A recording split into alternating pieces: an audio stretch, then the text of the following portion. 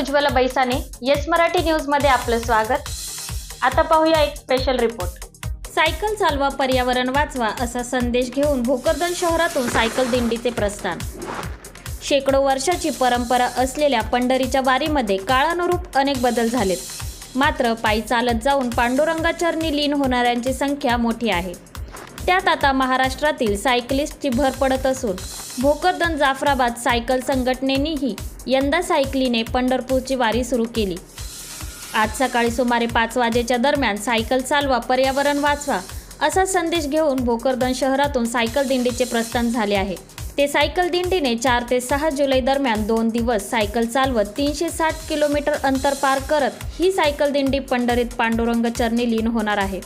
यावर्षी संघटनेचे हे पहिलेच वर्ष असून यामध्ये डॉक्टर, वकील, शिक्षक, व्यापाऱ्यांची मोठ्या प्रमाणात सहभाग घेतल्याचे दिसले.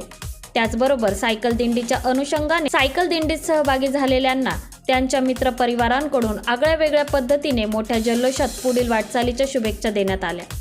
सायकल संघटनेच्या दिंडीत सहभागी झालेले वारकरी हे 7 जुलै रोजी सायकलीने पंढरपूर नगरीची प्रदक्षिणा करणार असून त्यानंतर वारीत होणाऱ्या अश्वरिंगणाच्या धर्तीवर येथे सायकलिंगचा रिंगण सोहळा पार पडेल. त्याचबरोबर भोकरदन जाफराबाद सायकल संघटनेचे भक्तीर समय पर्यावरणपूरक हे यंदाच्या सायकल दिंडीचे ब्रीद असून दिंडी मार्गात ठिकठिकाणी वृक्षारोपण, पथनाट्य करत आरोग्य सुदृढ ठेवण्यासाठी सायकलिंगचे महत्त्व सांगत पंढरपुरात दाखल होणार आहेत. येस मराठीसाठी तालुका प्रतिनिधी अमोल शिंदे, भोकर.